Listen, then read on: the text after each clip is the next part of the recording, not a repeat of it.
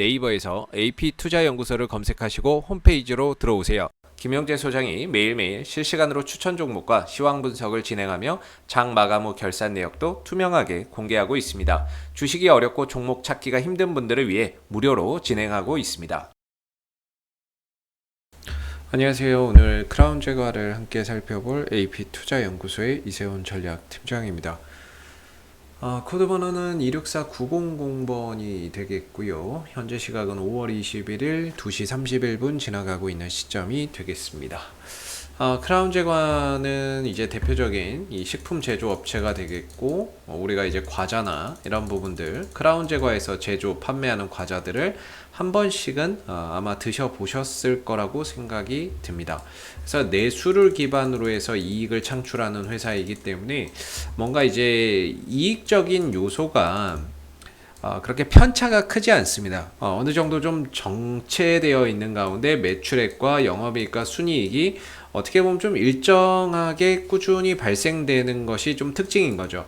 좋게 말하면 안정적인 거고, 나쁘게 말하면은 성장 모멘텀이 좀 아쉽다라고 볼 수 있는 부분인데, 사실 뭐 내수 산업이 그렇죠. 대한민국 인구가 5천만으로 고정되어 있는 상황에서 이 인구가 더 늘어나지 않는 상황에서는 내수 산업이 추가적으로 더 활성화되기는 어려운 부분이죠. 인구 5천만 가지고 이제 장사하는 거기 때문이죠. 그래서 지금 이제 식품 제과 업체 같은 경우에는 이제 크게 뭐 한 4개 제과 업체가 있다라고 보는데, 그 시장 점유율이 그렇게 변화가 없어요. 4개 업체가 차지를 하면서 거의 그 시장 점유율이 고정적으로 유지되거나 약간의 편차만 있다 보니까 뭔가 국내 시장에서 시장 점유율이나 이런 것들을 넓히는 것도 쉽지 않은 그런 이제 가운데, 매출과 영업이익적인 부분들에 있어서는 꾸준히 수익이 크라운 제과는 이제 꾸준하게 매출과 영업이익이 발생되고는 있지만, 뭔가 이제 그 성장폭이나 이런 부분들을 보면 그렇게 크게 뭐 성장한다거나 이런 느낌을 받기가 사실 쉽지 않은 그런 이제 상황인 거죠. 그럼에도 뭐 매년 연간 배당 2에서 3% 정도를 또 주고 있다라는 부분들은 하나의 또 긍정 요소로 볼 수 있는 부분인 것 같고요. 최근에 이제 곡물 가격이 많이 상승을 하고 있습니다. 이 곡물 가격이 상승하게 되면 아무래도 제품을 만드는 데 있어서 원재료 비용이 상승하니까 그 부분에 따라서 상품 가격의 인상이 이어질 수 있는 부분들인데, 그런 부분에서 이제 크라운 제과가 원재료 가격 상승에 따른 제품 가격 인상에 따른 수혜나 이런 부분들이 좀 예상된다라고 이전에 좀 말씀을 드렸던 부분이고요. 추가적으로 이 종목이 이렇게 좀 급등의 흐름들을 보일 수 있었던 것, 최근에 이런 급등세를 나타낼 수 있었던 거는 윤석열 관련 정치 테마주로 편승이 되면서 주가의 움직임이 만들어졌다라고 보시면 되겠습니다. 사실 뭐 정치 테마는 코에 걸면 코걸이고 귀에 걸면 귀걸이기 때문에 지난 이제 4월 달부터 윤석열 정치 테마주로 본격적으로 좀 두각을 나타내면서 급등세를 만들어낸 경우라고 볼 수 있겠죠. 오랜 기간 좀 하락을 하다가 정배열로 돌려놓고, 역배열에서 정배열로 돌려놓고 거래량이 터지면서 점차 상승 그 폭을 키워가고 있는 그런 이제 모습이라고 볼 수 있는데, 오늘 한 4% 이상의 좀 하락 흐름들이 나오고 있습니다. 근데 오늘 이제 윤석열 관련주들이 대부분 좀 하락세를 보여주고 있어요. 크라운 제과 뿐만 아니라 뭐 대표적으로 이제 덕성이나 이런 종목들도 오늘 13% 이상의 큰 폭의 하락 흐름들이 연출이 되고 있는 모습이고, 푸른저축은행이나 이런 종목들도 오늘 8% 넘는 약세 흐름들을 보이고 있습니다.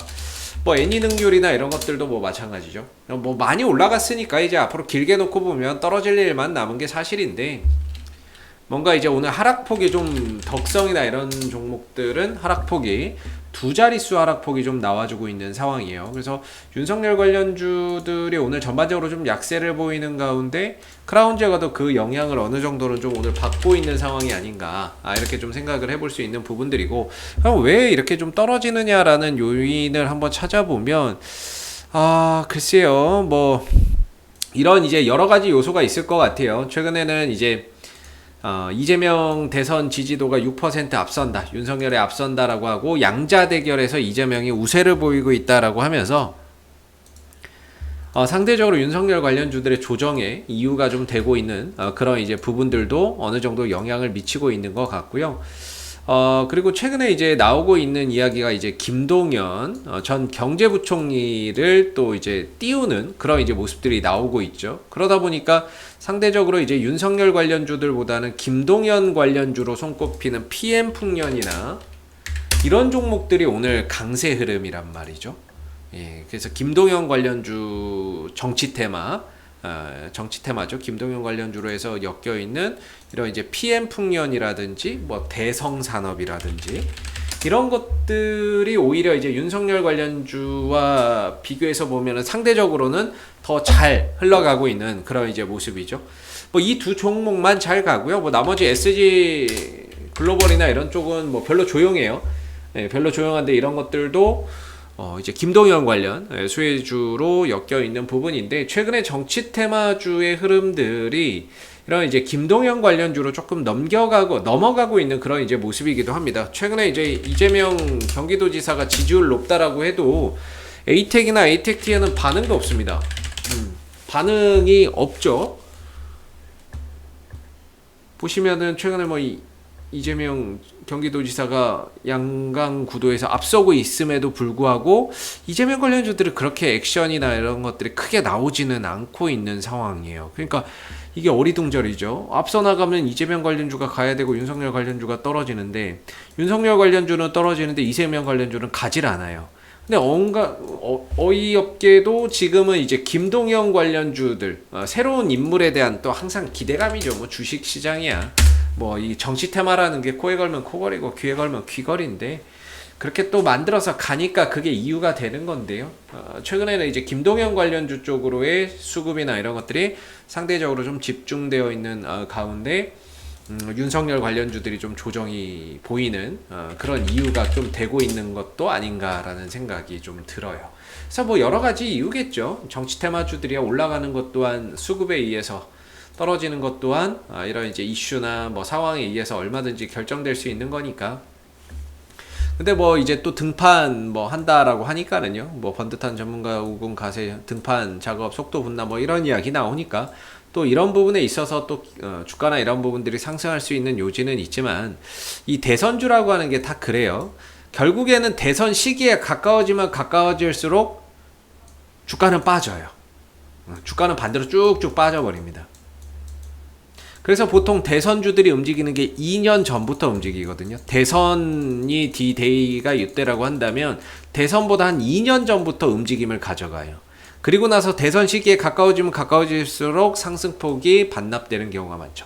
왜냐면 얘네들이 실적이나 뭐 이런 부분들을 바탕으로 해서 가는 것이 아니기 때문에 수급과 기대감이나 이런 것들로 가는 거기 때문에 대선 시기에 좀 다가오면 수급이 좀 빠지거나 기대감이 소멸되면서 주가나 이런 부분들이 원래대로 돌아가는 경우가 많거든요.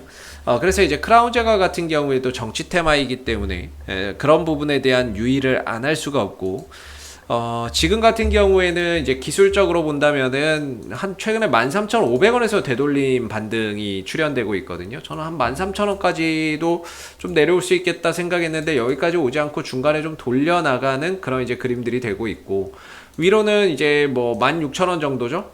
여기서 이제 위로 18,000원 정도 이렇게 이제 하나의 박스권인데 오늘 주가가 빠지지만 사실 거래량적인 부분에서 보면은 저 거래량에서 큰 의미는 없어요. 무슨 뭐 거래량 17만 주 나오는데 그죠? 예, 17만 주 거래량에서 무슨 의미가 있겠습니까? 네, 오늘 이제 형태를 봐도 그렇고 거래량이나 이런 것들은 나오지 않는데 뭔가 악재로 인해서 윤석열 관련주들 전반에 걸쳐서 조정은 출회가 되고 있지만 크라운 제거 같은 경우에는 종목 자체가 뭔가 이제 거래량이나 이런 것들이 크게 빠지면서 내려오는 것은 아니기 때문에 말 그대로 가격만 좀 떨어지는 거라서 어느 정도 좀 그런 이제 윤석열 관련주 약세의 영향은 받고 있지만 거래량이 동반되지 않는다면은 그래도 좀 버텨볼 만하죠. 이 13,500원 정도를 기점으로 해서 다시 좀 되돌림 반등이나 이런 것들을 여전히 기대해 볼 수 있다라는 겁니다. 오늘의 하락이 깊은 건 사실인데요. 이 하락으로 인해서 뭔가 이 박스권이 흐름이 깨진다거나 아니면은 뭔가 추세가 바뀐다거나 이건 아니거든요. 말 그대로 이 위에서 올렸다 내렸다 올렸다 내렸다 올렸다 내렸다의 반복인 거지 수급이 빠지는 것도 아니고 추세가 바뀌는 것도 아니기 때문에 현재로서는 한 13,500원 정도의 하나의 여기서 돌려 나갔으니까 이걸 기준으로 해서 재차 내려오더라도 다시 지지받고 좀 돌아 나가는 그런 이제 흐름들을 뭐 계속해서 좀 기대해 봐야 될 것 같고, 올라가면 1차적으로 저는 16,000원 정도까지는 갈 수 있다고 보고, 여기서 이제 어떤 재료가 붙느냐에 따라서 중기적으로는 18,000원 정도까지도 좀 갈 수 있지 않을까. 꼭 윤석열 관련 주가 아니더라도 식품 가격 인상, 원재료 가격 인상에 따른 또 수혜주가 크라운 제과가 될 수 있기 때문에 또 그런 차원에서 다른 측면에서 또 바라볼 수 있는 부분들이 될 것 같고, 이 종목이 이제 올려간 주가를 끌어올리면서 매수세가 강하게 들어왔는데 하락하고 횡보하면서 거래량이 나오지 않았기 때문에 결국에 어떤 이슈를 붙여서든 간에 한 번 정도 반등이나 상승을 가져가는, 다시 한 번 더 거래량이 한 번 더 살아나는 움직임이 나타나는 그런 이제 모습들이 결국에는 한번 나오지 않을까 싶습니다. 그런 모습들이 너무 안 나오고 있고 시간이 길어지면 길어질수록 자꾸 좀 지쳐가는 모습이지만, 그렇다고 무너지는 것도 아니고 하나의 일정한 박스권을 그려가고 있기 때문에 아래로는 13,500원 정도에서의 여전히 하나의 기준을 두시고 반등 여부를 계속해서 좀 체크해 보시면 좋을 것 같고, 저항대는 항상 말씀드리는 16,000원대 정도로 1차 저항대, 여기서 거래량이나 이런 부분들이 추가적으로 강하게 붙는다면은 18,000원대까지도 열어두고 좀 볼 수 있는 그런 이제 구간이 될 수 있겠다라는 생각이 좀 듭니다. 자, 앞으로도 뭐 크라운제가 수급 한번 볼까요? 수급은 외인들 기관들이 없죠. 뭐 항상 말씀드리지만 이 종목이 시총이 작아서 외인들과 기관들에서 잡아 들어오는 수급을 구경하기가 조금 어렵습니다. 역시나 이제 수급적인 부분에서는 뭐 큰 의미를 두고 말씀드릴 수 있는 게 없는 것 같네요. 그래서 크라운 제가는 밑으로는 한 13,500원 정도의 단기적인 하나의 기준을 두고 지지 여부들 잘 체크해 보시면 좋을 것 같고요. 혹시 이 밖에 또 궁금하신 종목이나 이런 거 있으시면은 저희가 궁금증 해결할 수 있는 꿀팁 하나 드리도록 하겠습니다. 네이버에서 AP투자연구소 검색해서 홈페이지에 오시면 이슈 종목 분석이라고 있거든요. 여기에 가시면 다양한 종목들이 분석이 되어 있어요. 그래서 여러분들이 보유하신 종목이나 관심 있는 종목에 대해서 여기에 들어가시면 궁금증 해결해 가실 수가 있으실 거고요. 그리고 이제 무료 추천 종목도 매일매일 드리고 있습니다. 2021 무료 추천 종목에 가시게 되면은 누구나 볼 수 있게끔 공개가 다 되어 있고, 매일 아침 9시에 무료 추천 종목의 매수가, 목표가, 손절가가 제시가 되기 때문에요. 무료 추천 종목이 필요하신 분들도 홈페이지에 방문하셔서 활용해 보시면 좋을 것 같아요. 자, 앞으로도 크라운 제가는 이슈가 생길 때마다 계속해서 리뷰 영상 남겨드리고 있으니까는요, 구독과 좋아요 한번 눌러주시고 오늘 영상 여기서 마무리하도록 하겠습니다. 감사합니다.